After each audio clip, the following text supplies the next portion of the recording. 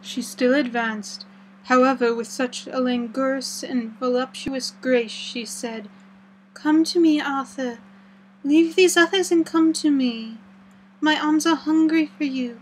Come, and we can rest together. Come, my husband, come." There was something diabolically sweet in her tones, something of the tingling of glass when struck, which rang through the brains even of us who hear the words addressed to another. As for Arthur, he seemed under a spell. Moving his hands from his face, he opened wide his arms. She was leaping for them when Van Helsing sprang forward and held between them his little golden crucifix. She recoiled from it, and with a suddenly distorted face full of rage, dashed past him as if to enter the tomb. When within a foot or two of the door, however, she stopped as if arrested by some irresistible force. Then she turned, and her face was shown in the clear burst of moonlight by the lamp, which had now no quiver from Van Helsing's iron nerves. Never did I see such a baffled malice on a face, and never, I trust, shall I ever be seen again by mortal eyes. The beautiful colour became livid, the eyes seemed to throw out sparks of hellfire, the brows were wrinkled as though the folds of flesh were the coils of Medusa's snakes, and the lovely blood-stained mouth grew to an open square, as in the passion masks of the Greeks and Japanese. If ever a face meant death, if looks could kill, we saw it at that moment. And so, for full half a minute, which seemed an eternity, she remained between the lifted crucifix and the sacred closing of her means of entry. Van Helsing broke the silence by asking Arthur, "Answer me, O my friend, am I to proceed with my work?" Arthur threw himself on his knees, and hid his face in his hands as he answered, "Do as you will, friend, do as you will. There can be no horror like this ever any more." And he groaned in spirit. Quincy and I simultaneously moved towards him and took his arms. We could hear the click of the closing lantern as Van Helsing held it down. Coming close to the tomb, he began to remove from the chinks some of the sacred emblem which he had placed there. We all looked in horror, amazed at what we saw, when he stood back, the woman with a corporeal body as real as the moment as our own, had passed through the interstice where scarce a knife blade would have gone. We all felt a glad sense of relief when we saw the professor calmly restoring the strings of putty to the edges of the door. When this was done, he lifted the child and said, "Come now, my friends, we can do no more till tomorrow. There is a funeral at noon, so here we shall all come before long after that. The friends of the dead will all be gone by 2, and when the sexton lock the gate we shall remain. Then there is more to do, but not like this of tonight. As for this little one, he is not much harm, and by tomorrow night he shall be well. We shall leave him where the police will find him, as on the other night, and then to home." Coming close to Arthur, he said, "My friend Arthur, you have had sore trial, but after, when you saw, we will look back, we will see how it was necessary. You are now in the bitter waters, my child, but this time tomorrow you will, please God, have passed then, and have drunk of the sweet waters, so do not mourn overmuch. Till then I shall not ask you to forgive me." Arthur and Quincy came home with me, and we tried to cheer each other on the way. We had left the child in safety and were tired, so we all slept with more or less reality of sleep. 29th of September, night. A little before 12 o'clock we three, Arthur, Quincy Morris, and myself, called for the professor. It was odd to notice that by common consent we had all put on black clothes. Of course Arthur wore black, for he was in deep mourning, but the rest of us wore it by instinct. We got to the churchyard by 1:30, and strolled about, keeping out of official observation, so that when the grave-diggers had completed their task, and the sexton, under the belief that everyone had gone, had locked the gate, we had the place all to ourselves. Van Helsing, instead of his little black bag, held with him a long leather one, something like a cricketing bag. It was manifestly of fair weight. When we were alone and had heard the last of the footsteps die out on the road, we silently, as if by ordered intention, followed the professor to the tomb. He unlocked the door, and we entered. closing it behind us.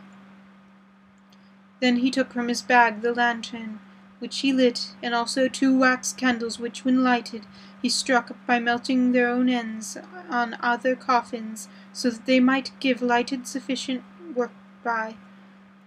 When he again lifted the lid off Lucy's coffin, we all looked, Arthur, trembling like an aspen, and saw that the body lay there in all its death beauty, but there was no love in my own heart, nothing but loathing for the foul thing which had taken Lucy's shape without her soul. I could see even Arthur's face grow hard as he looked. Presently he said to Van Helsing, "Is this really Lucy's body, or only a demon in her shape? It is her body, and yet not it. But wait a while, and you shall see her as she was, and is."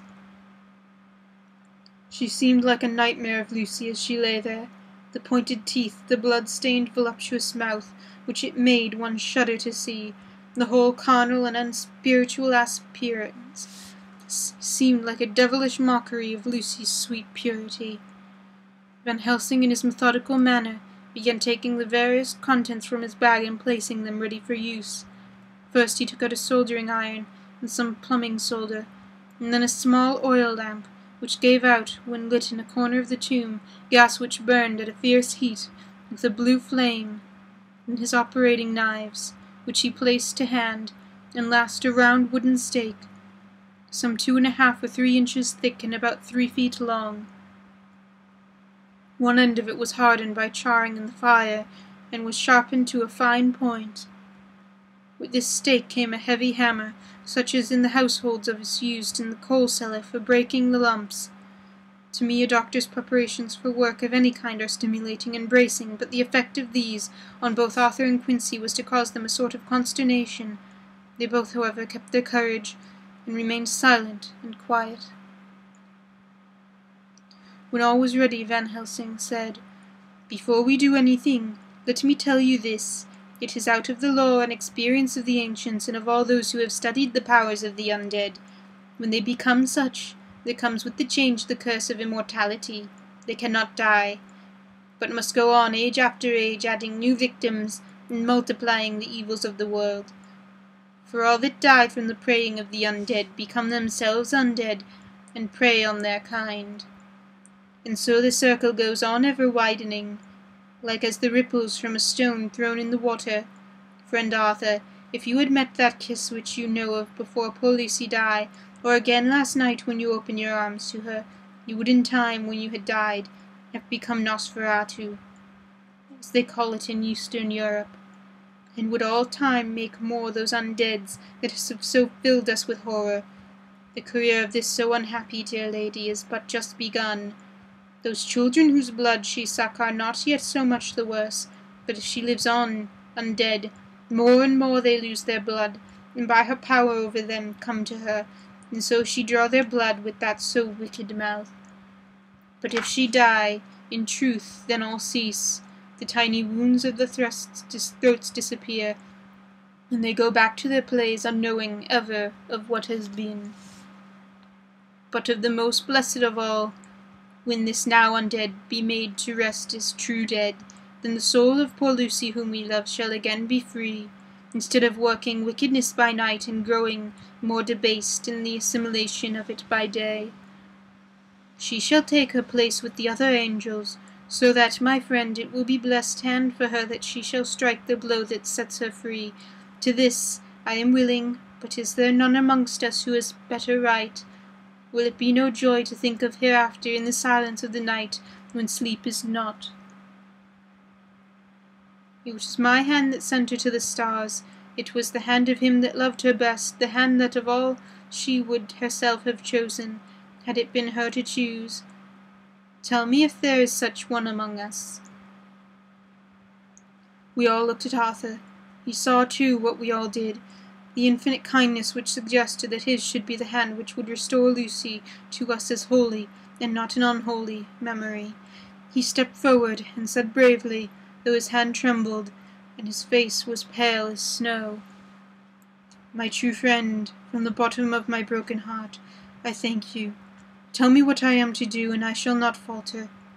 Van Helsing laid a hand on his shoulder and said, "Brave lad, a moment's courage, and it is done. This stake must be driven through her. It will be a fearful ordeal. Be not deceived in that, but it will only be a short time, and you will then rejoice more than your pain was great, and from this grim tomb you will emerge, as though you tread on air. But you must not falter when once you have begun. Only think that we, your true friends, are round you, and that we pray for you all the time."